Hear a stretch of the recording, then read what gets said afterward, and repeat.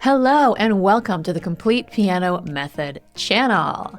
This channel will be a place where I will be sharing my practice routines, technique building exercises and warm-ups, and other things that I like to practice to expand my harmonic vocabulary and overall command of the piano. So hit that subscribe button and let's go.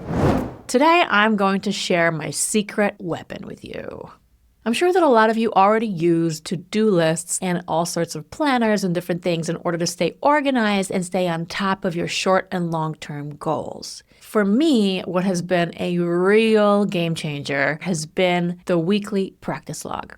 I'd like to share an example practice log with you, similar to the one I use every single week. In this training video, I'll explain a little bit about what each task entails, and I'll show you a couple of specific piano technique exercises that I do and walk you through a couple of tips that I use in order to ensure that I actually follow this thing and also try to have fun while I do it every week. If you can do this and stay consistent, the results in the short and long term are life-changing. So let's go. Let me explain this to you. So a couple of housekeeping things before we get started. First of all, you can use this the old-fashioned way with a pen and paper. You can print it out and have as many of them as you want printed, so you can pull out a new one every week and use it that way. But I know a lot of people like to work on their computer, so this PDF is completely fillable. You can check everything off and fill out the times. I'll show you exactly how you can do that right now. So when you download this, I would just duplicate and have two of them and save one as template. That way you'll always have an empty one that you can start every week, and you can save the one that you had filled out in a folder and date it with the dates. And that way you can easily keep track of your practice week by week. So let's just jump right in here. So first, you can fill out the date so that you know what date we're in. So I'm just going to give you a quick overview of what we have here in the practice log. So 1 to 9 are things to practice during the week. So you have technique building exercises, starting with finger independence exercises, which I will show you scales and arpeggios, which is part of technique building exercises, but it's a bit more specific. And in the scales and arpeggios, you can write which key you're working on. Let's say I'm working on B major, and the relative minor, of course, is G sharp minor. Then you have improvisation, free form. And we're going to do left hand pedal point, which is an exercise I will show you today. And you can add another focal point of whatever it is you want to practice. Let's say you want to do a chord progression of some kind. Then you have voicings and progressions. So you're going to choose a tonal center. This is what I do every week. I choose a key that I want to work on.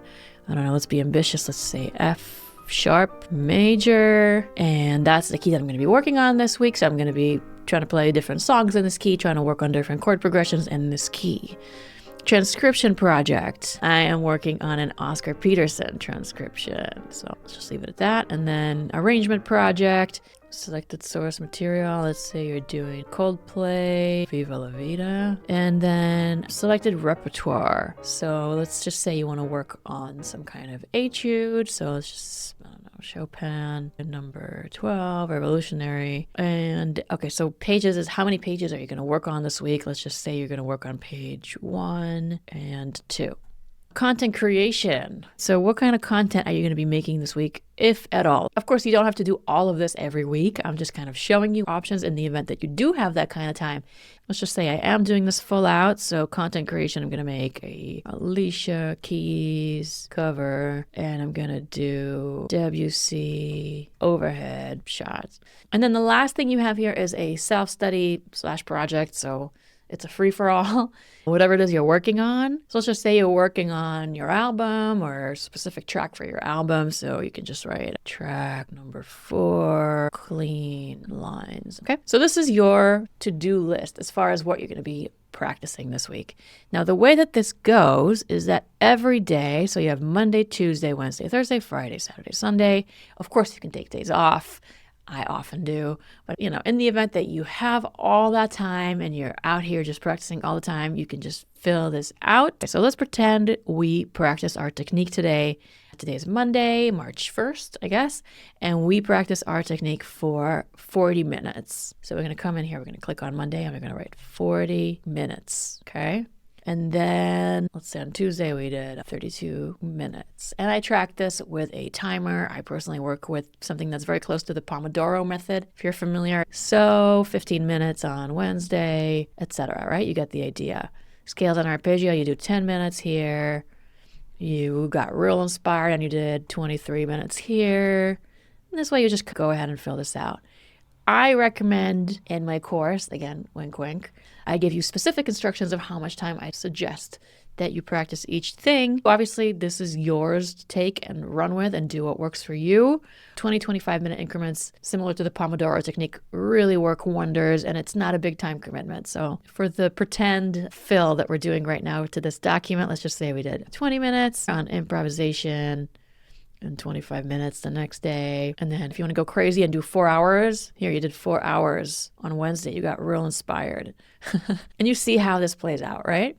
And then you get to the end of the week and you can take out your trusty little calculator and you really start doing the math of how much time you spent. So let's say this ended up being, 239 minutes. You just divide that by 60 and you'll know how many hours. So I'm just going to make up a number here and I'm going to write it in total time. So technique. I spent a grand total of, let's say, 2.5 hours. Okay, not bad. Arpeggios and scales. Let's say we did an hour and a half, 1.4 hours, etc. Right? And then you get to the weekly grand total, and you'll see exactly how many hours you practiced. Not sat around in front of the keyboard and checked Instagram. Practiced. That's a crucial point that we want to make.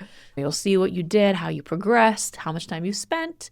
Even if you didn't end up completing a project or finishing a piece, this is really good because, we're so goal-oriented these days, but it's really, really good to see I'm making a little progress and I know exactly how much time I'm spending. And I'm doing it in an organized manner. I use a timer, so I know exactly what I'm doing. This, for me, is the real key to not just keeping track of things and being organized, but for really making progress, really progressing, because you're staying accountable and you can see it and it's physical and it's not just like, oh, I practiced, but what did I learn? Am I better at this? Am I better at that? Did I actually complete that assignment? Where am I in this composition? Where am I learning this piece of repertoire?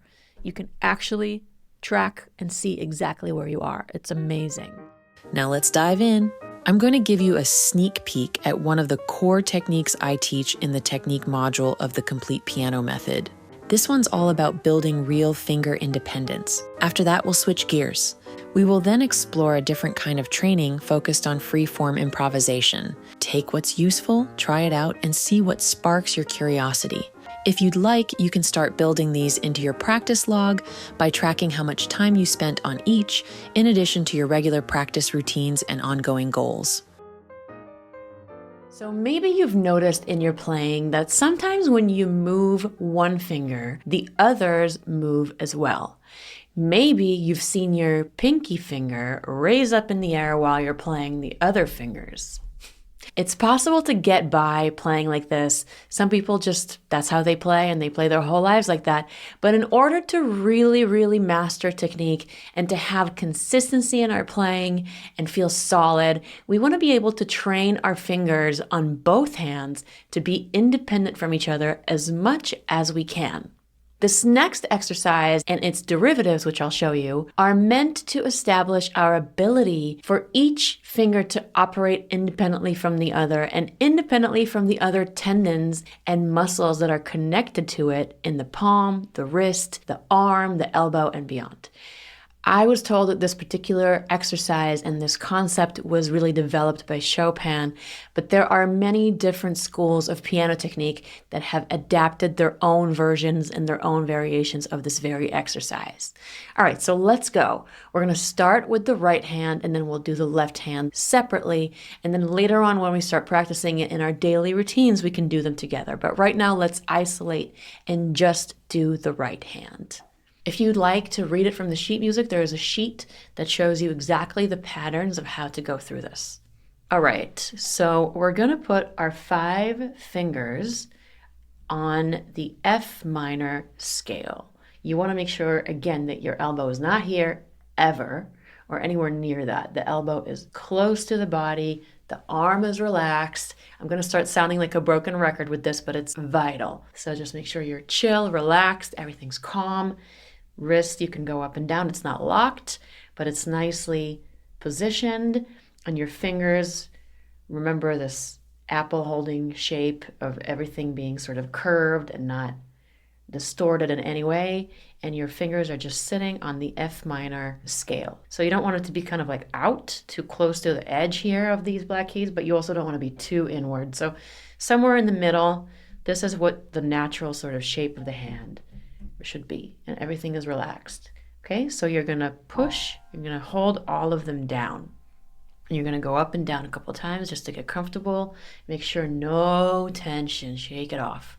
And the fingers should be nice and strong. All of the knuckles, as we discussed, are out.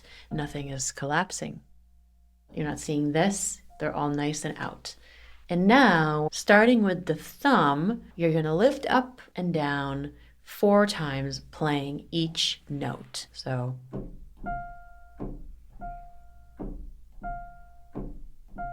make sure the knuckle is this one. You're not like this or doing anything weird like that. It's nice and straight. And you're going up and down. Then you're going to do the same thing 4 times with your second finger. Up and down. Then you're going to do it with the third.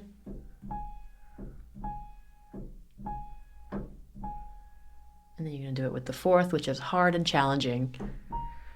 It's hard to do that without having the other ones affected, but the goal is to not have the other fingers moving at all while you're doing it. And then the fifth, 3, 4. Now the fifth, you can easily start feeling, this sort of tendon here connecting everything, start tensing up. So really try to think of it as coming from here, but without doing that. That's not good. With any of them, you don't really want to see that sort of elephant trunk going up and down. You just kind of want it to go to the midpoint. You don't really want to see it go too high because that's going to cause a lot of extra effort that we don't want. Now you're going to start alternating 1 and 2 and then 3 and 4, etc. So it goes like this.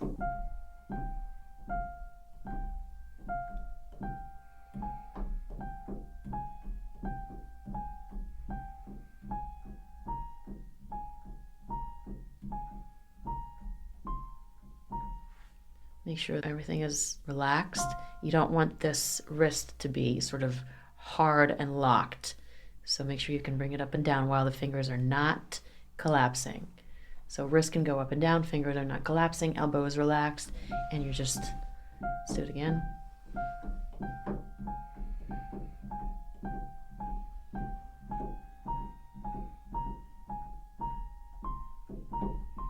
Relax. Okay, now you're going to skip a note each time. So you're going to go.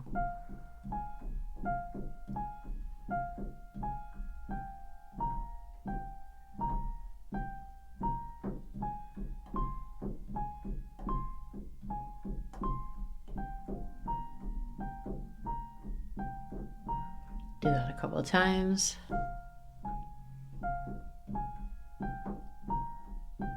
Make sure the knuckles are strong, but the elbow is loose.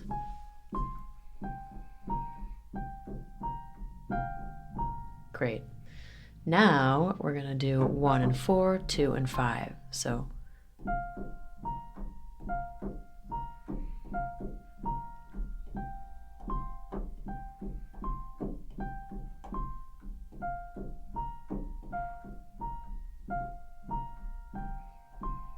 if you need to relax your arm, pick it up and let it go. I don't want you to feel tension at all. It should be so relaxed.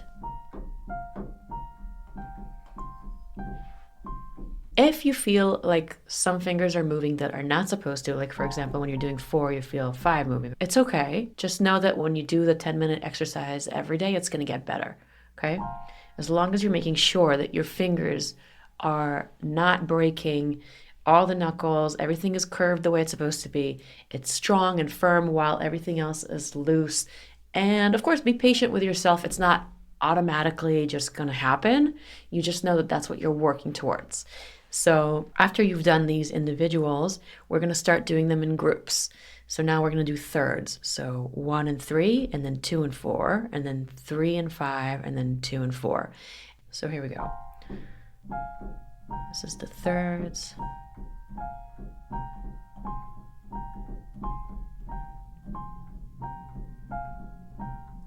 So this is a little challenging. Like, I feel the tension starting to accumulate around the elbow, which is not what we want. So relax, and then make sure it's nice and loose, up and down.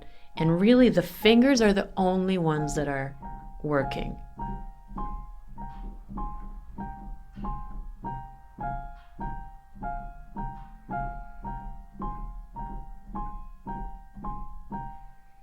Okay, this is not happening. It's close to the body. Now, let's do a couple of interesting variations here. So we're going to try 1 and 4 to 2 and 5. So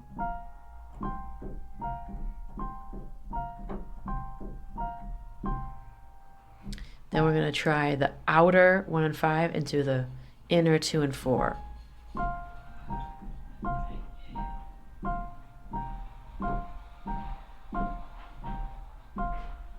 And relax the elbow. Okay. So now let's start having some fun with this. We're going to do some dotted rhythms, and I'll just kind of show it, and then in the next video we'll do without talking, just a sheer practice. Okay? So dotted rhythm means we're going to do 1, 2.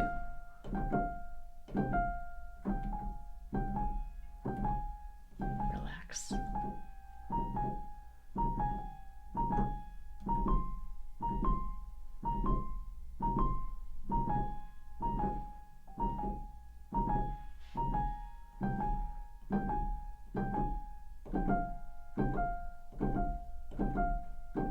So that's one note. Then we're going to do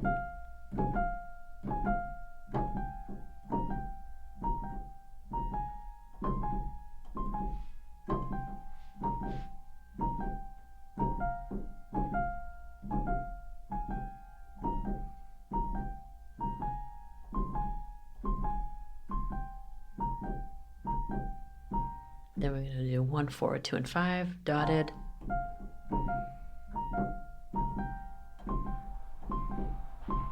And then the groups. So 2 and 4.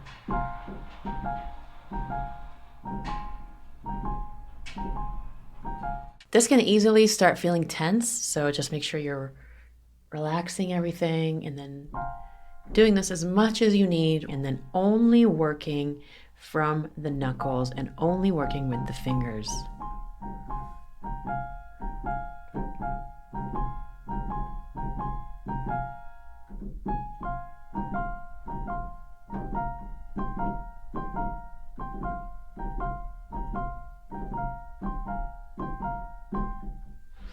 Now, it's sort of second nature to me because I've done it for a long time, but if this doesn't automatically come easy to you, or you start feeling other ones move that you kind of want the other ones to move, and the ones that are not supposed to be moving are moving, totally normal.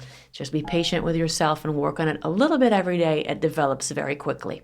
So it's very important to make sure that when one finger comes up and down, the others are not coming up and down. So the others are strong on the keys, again, while the arm and everything else is relaxed, like I've said 1,000 times, but the fingers that are not moving, so let's say I'm doing the third finger here, the other fingers are nice and firm with their curvature correct, and they're not moving. So when the fourth finger is moving, none of the other fingers are moving. They're strong, planted on the piano, they're not moving. And that goes for every single iteration, for every combination. Okay, so it's going to take a moment, but it will come together and it's going to help you a lot with speed. So for the left hand, the sort of similar position, which is the natural position as per Chopin, or so I was told, is this shape, E major scale. So you have E, F sharp, G sharp, A, and B. So we're going to do the same thing 4 times each finger without the other ones moving.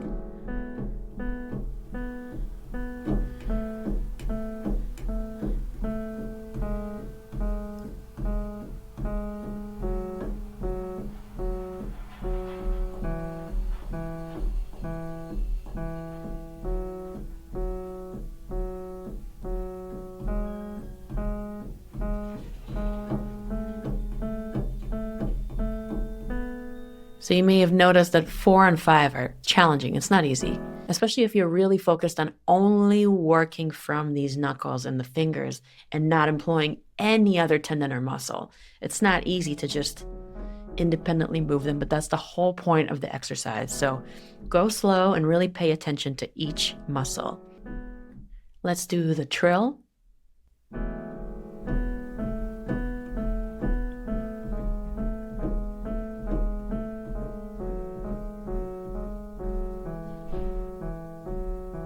Yeah, it's 4 and 5 are awkward, especially in the left hand. So take your time here. Make sure that when you're doing forward, the other ones are not moving.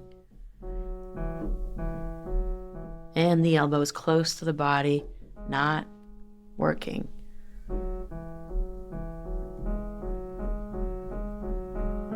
Up and down, wrist is not locked, fingers are strong. There's a lot of things to think about.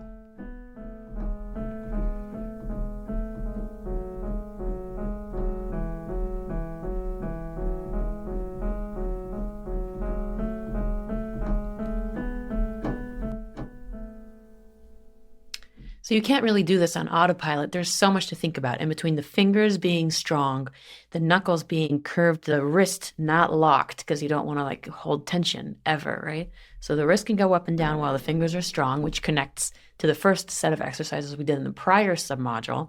Then you have the elbow nice and loose and relaxed and attached to the body, shoulder, none of this. There's a lot to think about. You really need to concentrate. So now let's do skipping one note in between.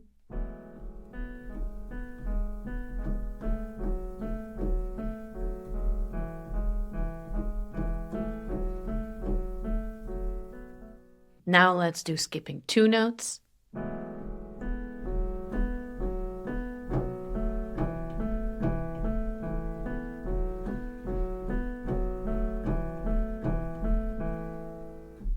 Now let's do combination 2 notes at a time, so thirds.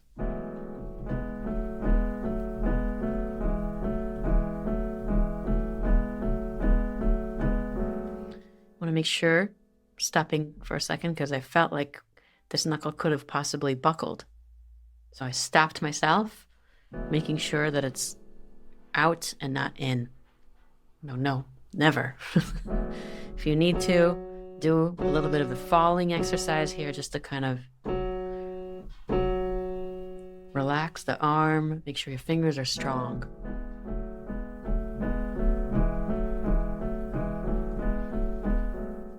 Every few seconds, relaxing the wrist, relaxing the elbow, shoulders, everything. Fingers are strong. Now we're going to do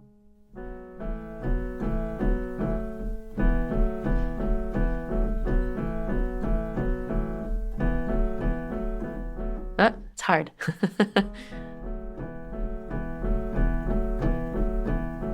Now let's do them dotted.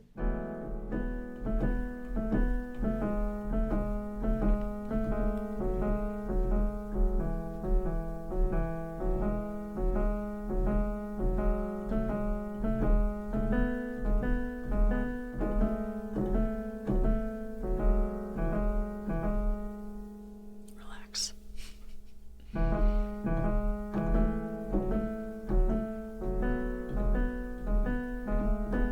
Skipping 2 notes. Oh, it's not easy. They're not so independent on this hand.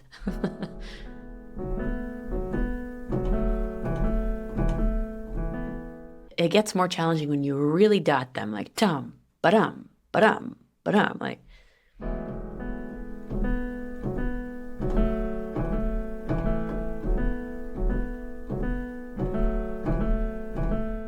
Yeah, that's not easy.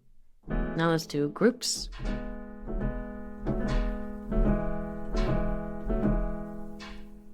I'm feeling tense. Let's relax.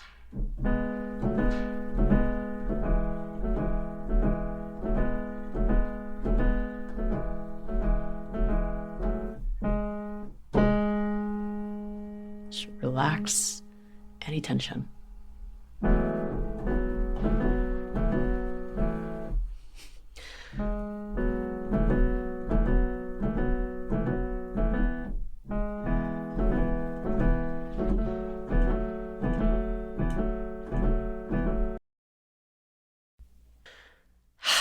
Still not easy, but it's a really, really good exercise.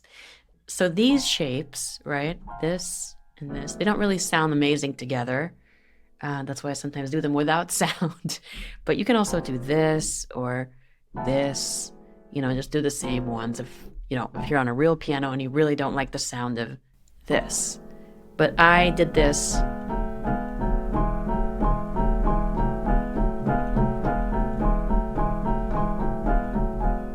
While relaxing my hands and I'm very used to this tonality or cacophony, whatever you want to call it, but this is just a really good shape for the hand to practice in. But ultimately, after the first couple of weeks, once we do this shape over and over again, you start adding shapes like even just the C major scale or other shapes. We're going to do diminished chord and we're going to do the same thing.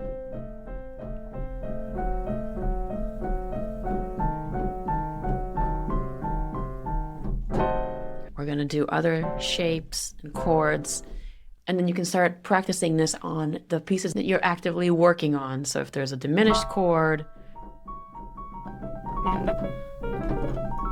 you start working on it on that,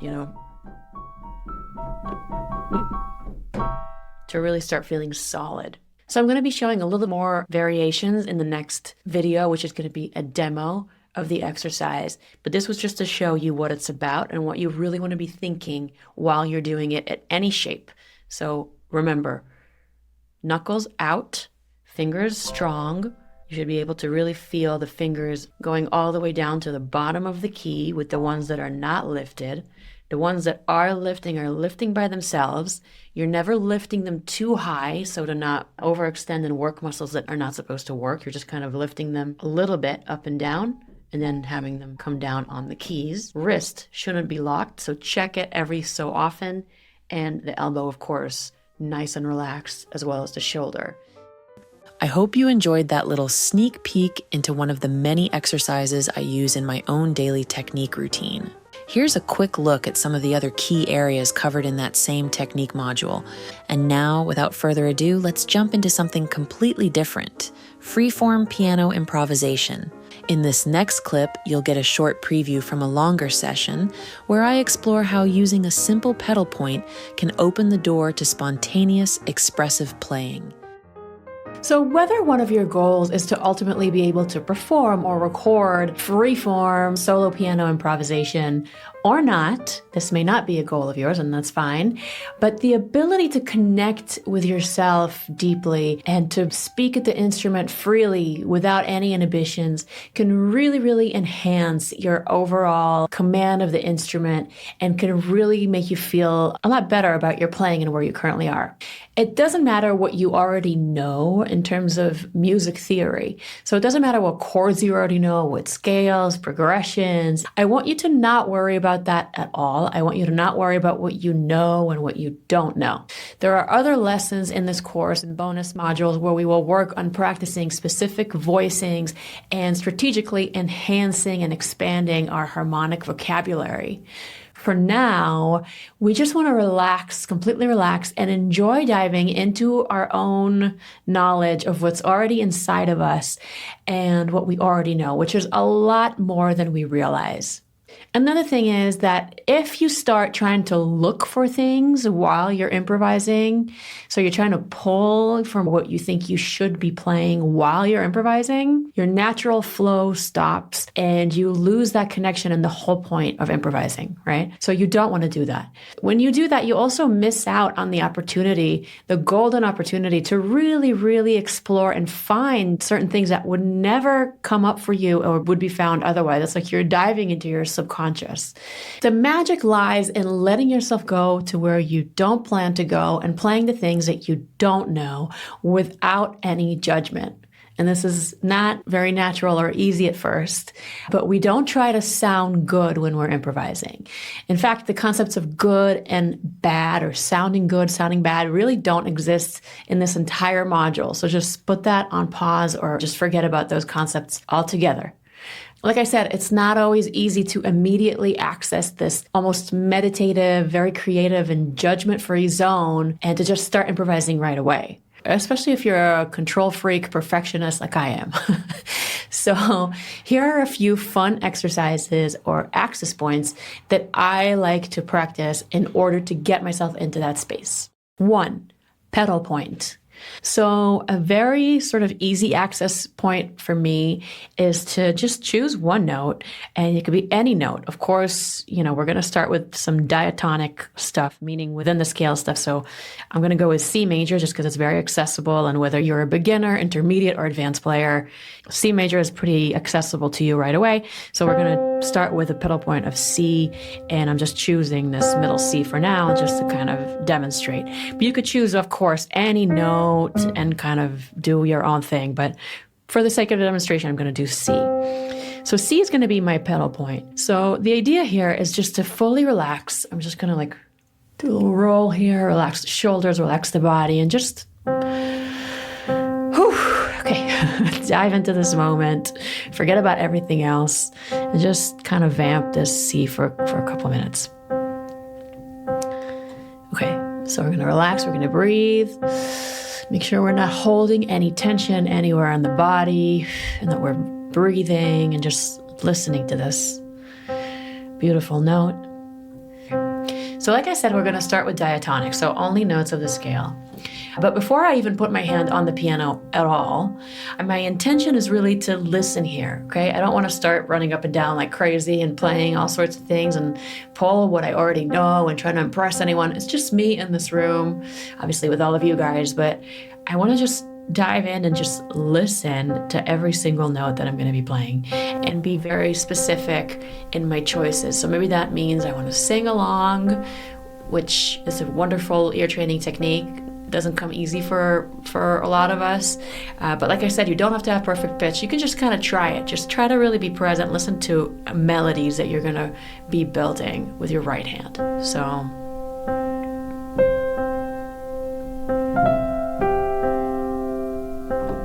take your hand off. Take a breath. You don't have to overplay.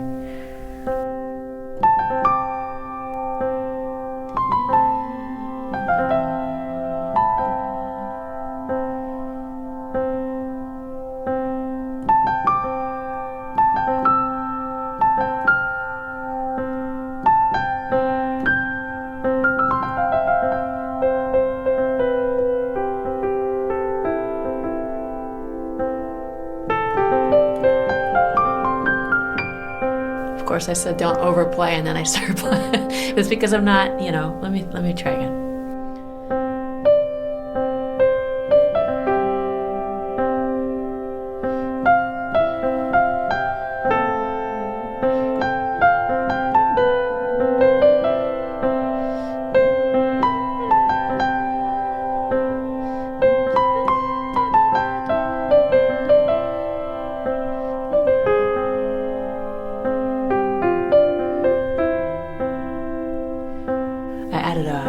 Non-diatonic note there, but you get the idea. You can start diatonic. And then if you want to start going crazy and expand, building up to your runs and expanding that, you can do any note that you play. There's really you can't go wrong. So anything that you play would sound good in this diatonic world.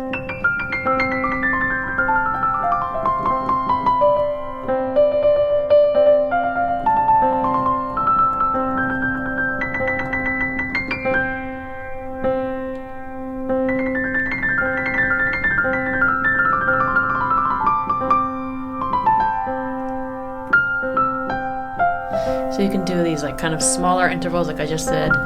Trill.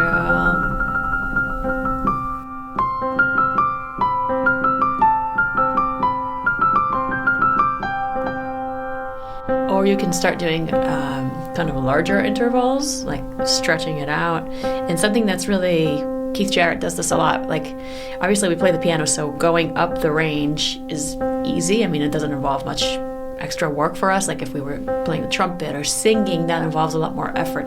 On the piano, it's just easily accessible. But one way to kind of sound more emotional is when you do these leaps and go higher, if you take your time a little bit. So as an example, let's start low. Kind of emphasize the leap, right?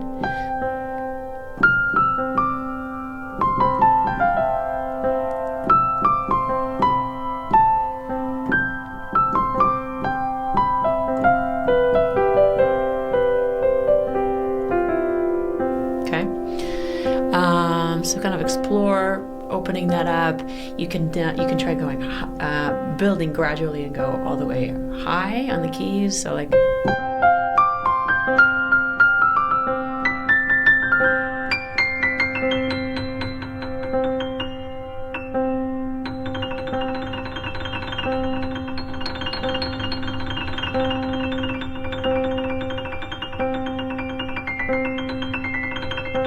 And again, I'm only I haven't even, minus that one note, I haven't even gone out of the diatonic world yet. There's so much you can do with just diatonic. And again, I'm only in C major, but imagine you can do this in any key, right?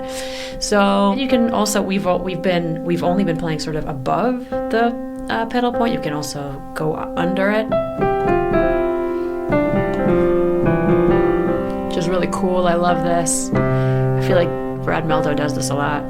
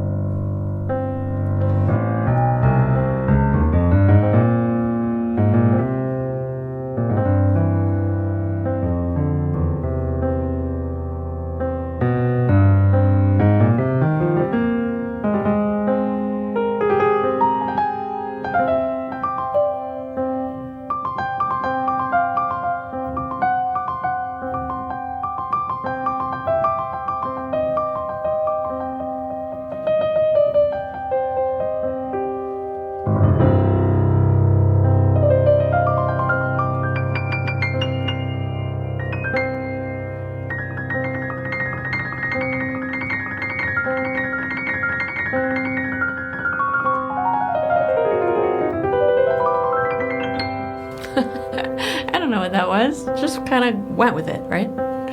So this is really fun. You can just let your imagination go and then try to do things that you typically wouldn't do and like kind of expanding and closing. So these bigger, obviously without the wrong notes, but that's cool. Just kind of shapes that you wouldn't necessarily do and then adding chromatic. Try to go into different modes if you're familiar. If you're not, again, this is not a musical theory lesson, but just going to choose Lydian for now, which is a cool sound. So it's a scale, just adding an F sharp, which kind of gives this sort of, I don't know, dreamy quality, whatever you want to call it. So you can also experiment with doing chord shapes as opposed to just melodic sort of one note things. So.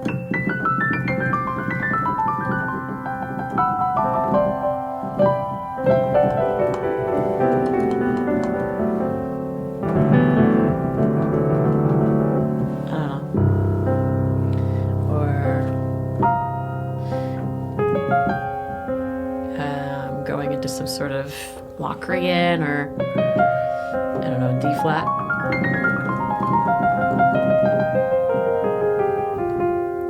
Just sounds tense. So that's another thing you can do is tension and release. Sort of go into these more tense places like, that's tense. That's obviously a minor ninth or minor second.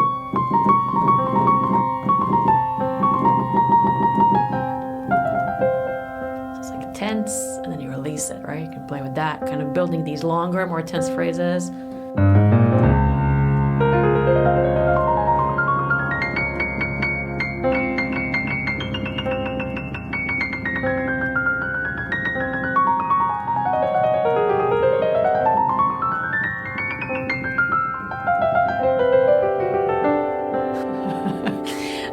So, I mean, I'm improvising, right? I don't know, was this wrong? Was it right? Did it sound good? Did it sound bad? I don't care. I'm really just letting my brain go and I'm just going for it, right? So that's something fun to do. And, you know, you might get bored with this. You can go to another key if you wanted to, or you could just do, you know, take it to a little more of a grounded, bassier kind of drone, and that opens you up to different types of textures and stuff. It doesn't just lock you into the center of the keyboard, so you can start with one note or with chords.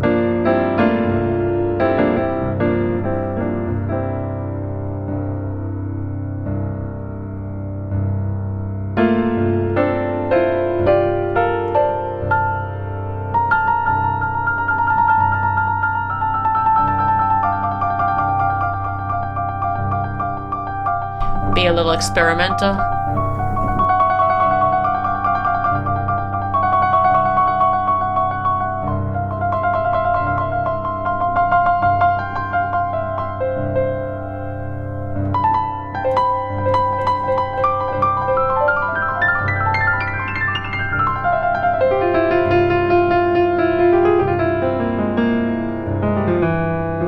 So tension and release is a really big thing you can do, is just really like build these longer phrases like I just did, or stay on a very like dissonant note, build up to a dissonant note and stay on it. Like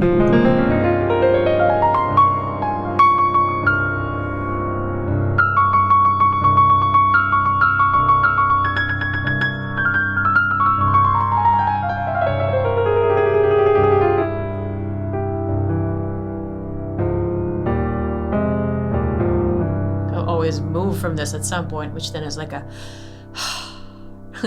something else. Triads are amazing. Triads are your friend when you're improvising, especially if you don't yet know all these fancy drop two movements and whatever else we're going to build to in other modules. We're staying very like in what we know. And triads are something that come pretty naturally, at least for me. I mean, diatonic, it's gorgeous. It's the most beautiful sound. And then you can take it to different keys. I even just put the A flat major.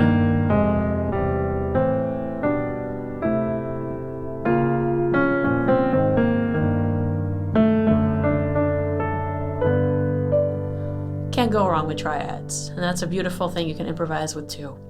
So that's a pedal point. And really experiment, work on things that could then benefit you with other forms of improvisation. So if you want to work on improvisation in general, which you can then use on tunes and other things, work on phrases, build up your phrases, and really be present in the moment. So as you explore this pedal point technique, I want you to remember to start simply. Really listen to each note, let your body relax, and allow the music to unfold naturally. Begin with diatonic single notes, then open up to wider intervals, chromaticism, chord shapes, and rhythmic variety. Build tension and release, and don't be afraid to shift your pedal point to spark new directions. Most importantly, stay connected. Pick up where you left off and let your ideas evolve organically. This isn't about perfection, it's about presence, flow, and discovery. So I hope this little taste of the things that I like to practice and how I like to stay organized and keep track of my progress was helpful to you. I'd love to hear how you stay organized and how you stay on top of things. So comment below and let me know what you do and what's your secret sauce and what kind of things you like to practice in order to advance your technique and stay on top of it. And please join me on this channel. I'm going to be sharing a lot of useful information for those of us who are working to really master all aspects of piano performance. And I can't wait to meet all of you and share all of this with you. So I hope you have a great week, and I'll see you soon.